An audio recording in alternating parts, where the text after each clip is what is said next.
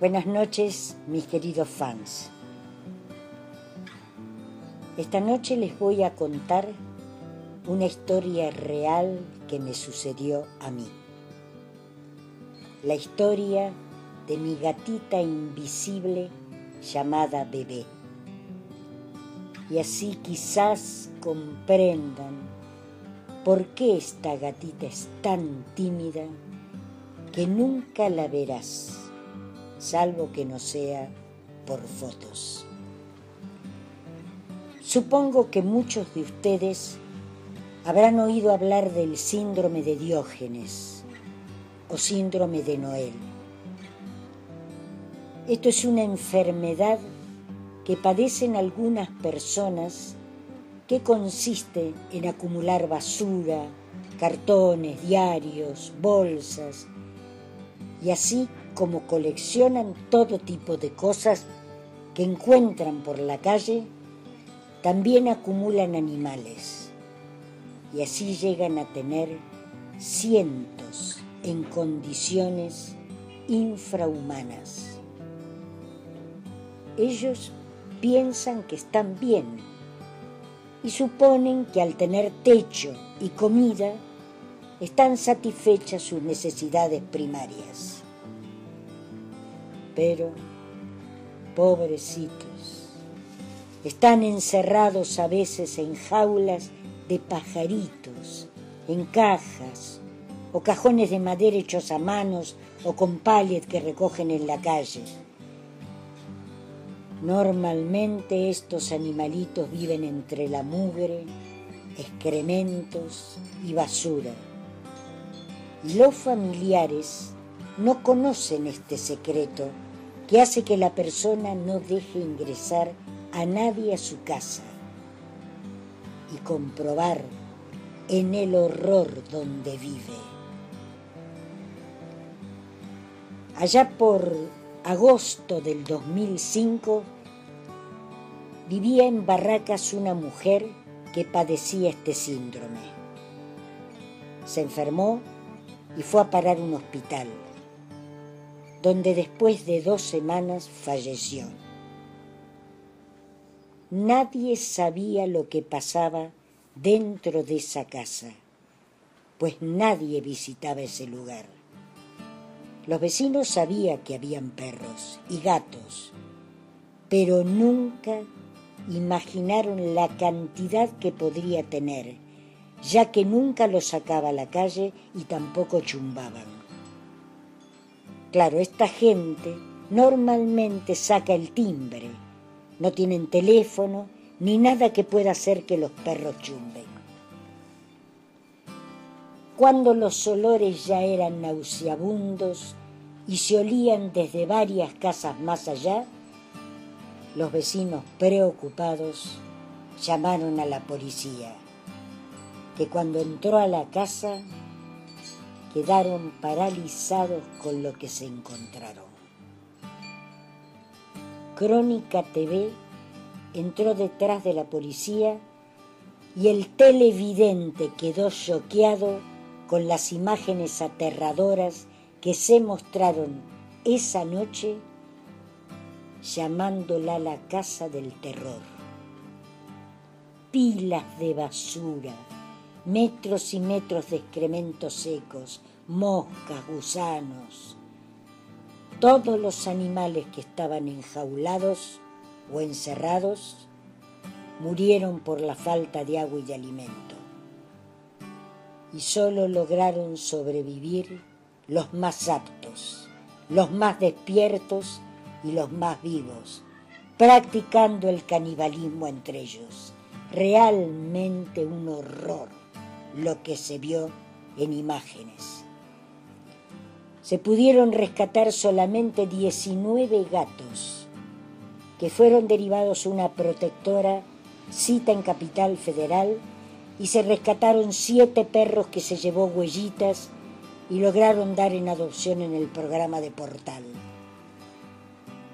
Mi hija justamente era voluntaria y socia de la institución que recibía a los gatos, los cuales fueron separados en una salita especial llamada Lazareto, y quedaron a disposición del juez.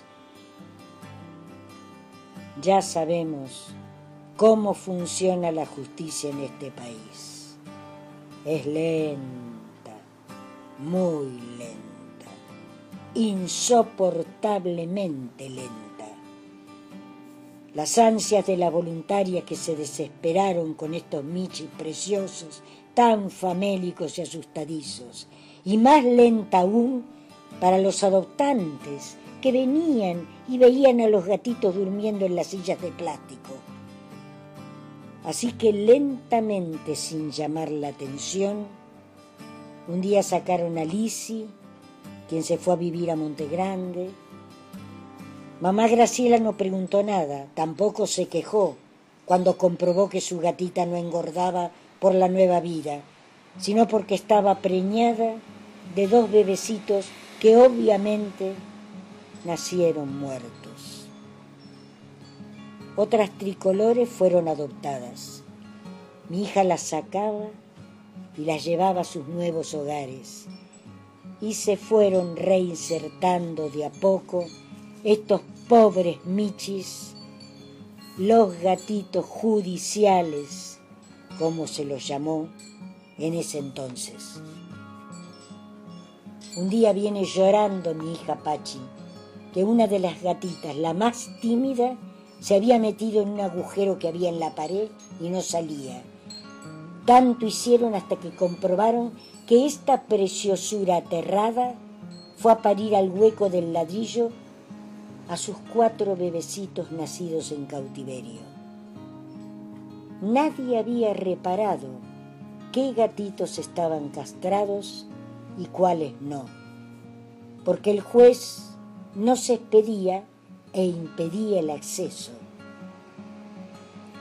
Obvio que al día siguiente entró Bebé a mi vida con sus 4 bebés, los cuales fueron dados en adopción cuando la mami los destetó, y allí castramos a Bebé.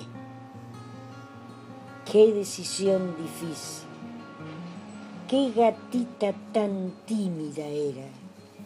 Nunca se daría en adopción, y devolverla a la protectora, condenarla a una jaula de por vida por su trauma. Así que decidí que yo sería la segunda mamá de mi bebé, y así fue. La adopté formalmente, y mi hija terminó de dar esos gatos que aún hoy, 7 años después, estarían enjaulados esperando por un decreto que nunca llegó.